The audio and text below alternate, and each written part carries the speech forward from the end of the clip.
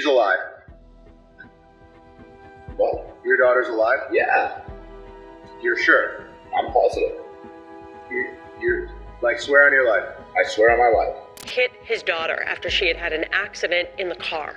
She also said that he put Harmony's body in bags and coolers and over the next few months moved them to several different locations until March 2020 when he finally rented a U-Haul to dispose of the girl's remains.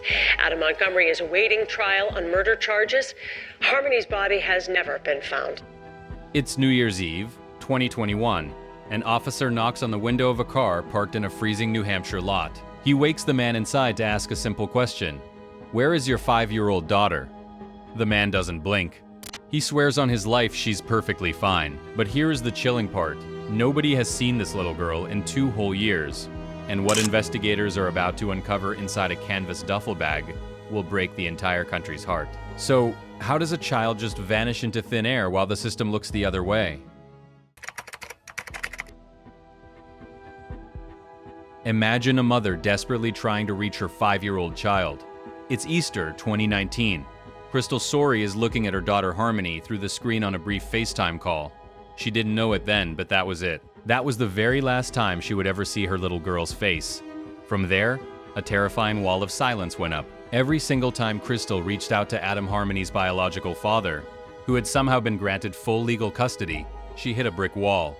Her calls went straight to voicemail. Her texts were completely ignored.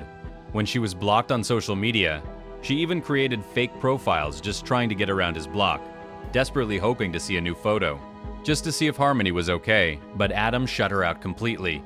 He started telling social workers that Harmony had gone back to Massachusetts to live with Crystal. Meanwhile, he told Crystal absolutely nothing. And this is important. A 5-year-old child just vanished from the face of the earth, and the system didn't even blink. No school reported her absent because she was never enrolled. No doctor noticed missed appointments. For 2 whole years, little Harmony Montgomery fell through a massive, fatal hole in the system. Have you ever wondered how a child barely old enough to tie her shoes can just disappear for 24 months without a single agency noticing? Do you think this is just a tragic oversight or a system built to fail the most vulnerable? Let me know your thoughts down below.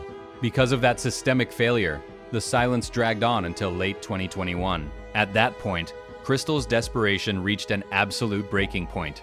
She was calling everyone she could think of Child Protective Services, the mayor's office, the local police, literally begging someone, anyone, to physically locate her baby. Finally, the Manchester police realized the severity of the situation and officially opened a missing person investigation. What happened next was a frantic race against the clock. Investigators started looking for Adam only to find his last known address completely abandoned. The family was a ghost. But eventually, on New Year's Eve, December 31st, 2021, they tracked him down. They didn't find him in a house. They found him sleeping inside a car in a freezing parking lot in Manchester, alongside his new girlfriend, Kelsey Small. The officers knock on the glass. They wake him up. They aren't trying to arrest him right then. They just want a welfare check. They need to know this little girl is safe. The body cams are rolling, and this exact chilling exchange is caught on tape. Hey, keep your hands where I can see them. What's going on? It seems a little strange that you don't want to tell us where she is. All right, I got nothing else to say to you guys. She's alive. What? Your daughter's alive? Yeah, You're sure? I'm positive. You're like, swear on your life. I swear on my life. When's the last time you saw her alive? You know that she's fine. Like, you can assure me that she's alive. I know she's fine.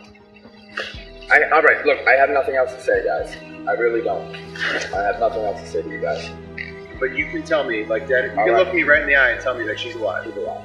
Dude, if All right. nobody has seen her in like 2 years, they're saying, like, alive, like, I talked to your family. Nobody's even seen her either. Your family, I know they're all down in Florida.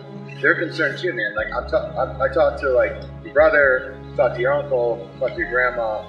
We talked to a lot of people, man. I'm not just fucking around. I'm just like, all right. So, like, you understand, like, people stopped you. Like, they had us come out from the office, like, all right. Like, I need to know that you saw your daughter alive recently. I'm not under arrest and I would like to go. That's it. What struck me here was how easily he lied. He didn't hesitate. He looked a cop in the eye and swore on his life, knowing exactly what was inside that duffel bag. The thing is, when you watch that footage, He doesn't look like a frantic, confused father. He looks annoyed, which tells us we are dealing with a deeply disturbing level of psychological manipulation right from the start.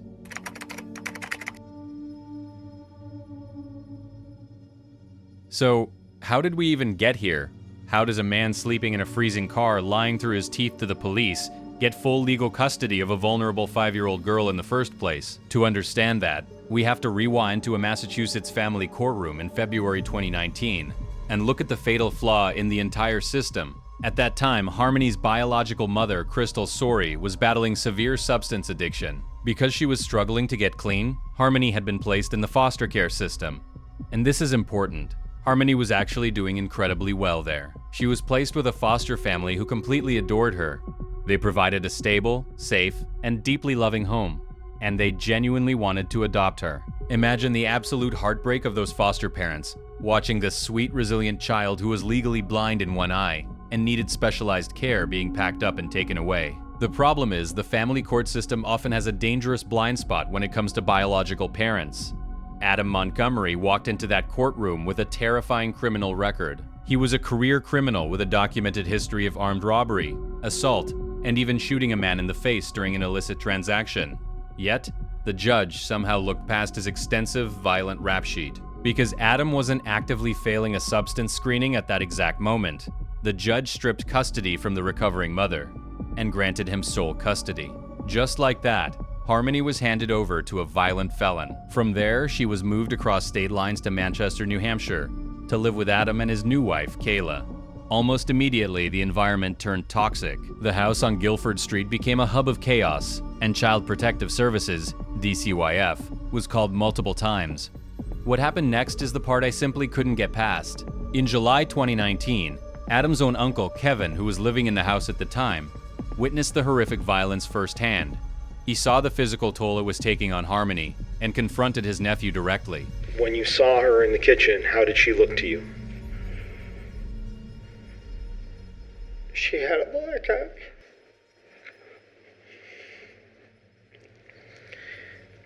Can you describe it for us? How did the black eye look?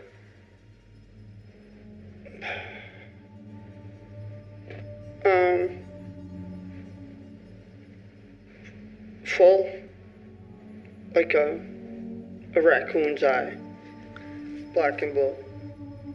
Black and blue? Yes. And when you say full, what do you mean by full? Can you give us a good All the example? way around. And what did Adam say?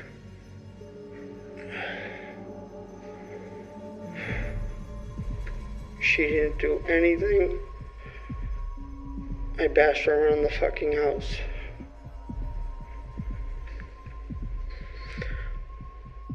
Did Harmony ever say anything in the response to the question, or just Adam saying, I bashed her around the fucking house?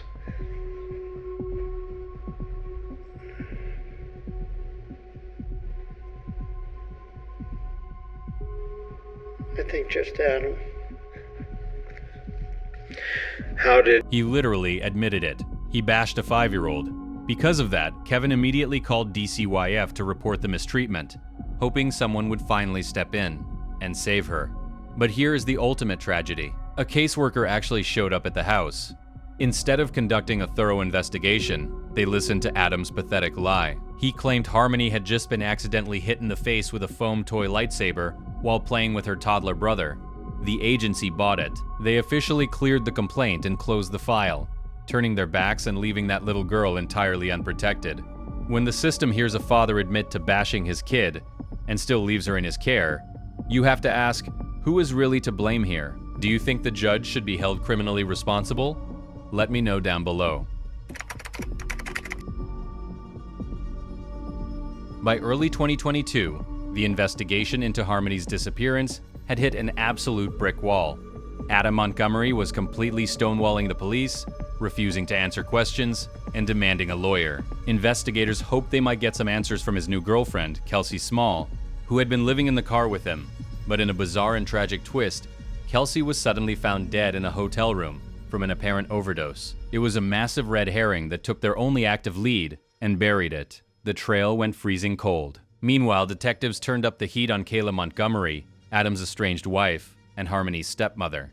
When first questioned, Kayla offered a very specific, neatly packaged cover story. She claimed the last time she saw the 5-year-old was right around Thanksgiving in 2019. According to her statement, Adam was driving her to work for her shift at Dunkin' Donuts. Harmony was sitting in the back seat. Adam supposedly told Kayla that after he dropped her off, he was going to drive Harmony down to Massachusetts to finally return her to her biological mother, Crystal. Kayla claimed that when Adam picked her up after her shift, Harmony was gone. She said she just assumed the drop-off went exactly as planned. It sounded plausible enough on the surface. The problem is, seasoned detectives don't just take your word for it. They pull the receipts. What I found absolutely fascinating here is how a 2-year, highly orchestrated cover-up completely unraveled over a mundane stack of paperwork. Investigators subpoenaed the employment records from Dunkin' Donuts to verify her timeline. And this is important. The records proved she was lying. Kayla hadn't worked a shift anywhere near Thanksgiving. In fact, she had been fired a full week prior for stealing money out of the cash register. That's when the entire case fractured. In June 2022, investigators bring Kayla back into the interrogation room. They slide the employment records across the table and finally back her into a corner. That was the truth for when you worked at Dunkin' Donuts, but it was a lie for 2 days after Thanksgiving, right? You didn't work at Dunkin' Donuts 2 days after Thanksgiving. Right. And that was one of the lies that you got charged with. Yes. Okay. But you had lied before that, right? To the grand jury already. Yes. And then, At this point, the dam breaks. Kayla realizes she is facing serious prison time for perjury, as well as welfare fraud because she had kept collecting food stamps for Harmony long after the little girl vanished. To save her own skin, she flips. She takes a plea deal with the state and agrees to become their star witness, finally shedding light on the horrifying reality of what happened to Harmony. But it makes you wonder about her true intentions. Do you think Kayla came clean out of actual guilt, or was she just a manipulative accomplice trying to save herself from prison? Let me know what you think in the comments. By late November 2019, the Montgomery family's living situation had completely deteriorated. They had been officially evicted from their Guilford Street home. From there, Adam, Kayla, and their 3 young children were forced to live entirely out of their car, a cramped Chrysler Sebring. They spent their nights sleeping in a freezing parking lot behind an apartment complex, completely off the grid. The environment inside that vehicle was intensely toxic and terrifying. Harmony, who was just 5 years old, was living in a constant state of paralyzing fear. Because of that fear, she actually stopped telling her parents when she needed to use the bathroom. Instead, she started having accidents directly in her car seat, and every single time she did, Adam's response was brutal physical violence. That brings us to the morning of December 7th, 2019. The family drove to a local clinic to receive their daily methadone doses. When Adam got back into the driver's seat after getting his dose, he immediately smelled urine in the enclosed car. Harmony had had another accident. That's when he completely lost his mind and flew into a blinding violent rage. What happened next is honestly difficult to even comprehend. As Adam drove the family toward a nearby Burger King for breakfast, he began severely attacking his daughter. At every single red light they hit along the route, Adam would contort his body, reach over the center console into the back seat, and deliver heavy, closed-fist punches directly to his 5-year-old daughter's head. Kayla later testified that Harmony was crying uncontrollably at first, but as the savage beatings continued, over several intersections, the crying stopped. It slowly faded into a strange, hollow, unconscious moaning sound. And this is important. When Adam realized how badly he had hurt her, he didn't rush to a hospital. He didn't call 911. Instead, he pulled right into the Burger King drive-thru, calmly ordered food, and handed it out to the other kids. He then took a large comforter and tossed it over Harmony's badly bruised, dying body just to hide her out of sight while he ate his meal. When you hear that a father can brutally beat his child to the point of unconsciousness and then casually order fast food moments later, it truly makes you question the nature of pure evil. Do you think there is any possible rehabilitation for someone capable of this level of psychopathic detachment? Tell me what you think in the comments. Meanwhile, the family just continued to sit in the parking lot, getting high while Harmony slowly slipped away under that blanket. By the time the car eventually stalled out and broke down later that afternoon, Adam pulled the comforter back to check on her. It was too late. Harmony had taken her last breath, Before we move on to the sickening reality of how Adam chose to cover up this horrific crime, please take a quick second to hit that subscribe button. Your support is what allows us to keep shedding light on these deep dive investigations and fighting for victims like Harmony. When a tragedy like this happens, you expect a parent to break down. You expect panic, tears, or at the very least, a desperate call for help. But Adam Montgomery didn't shed a single tear. Instead, his mindset immediately shifted into a cold, calculated survival mode. What happened next reveals a level of psychological detachment that is incredibly hard to comprehend.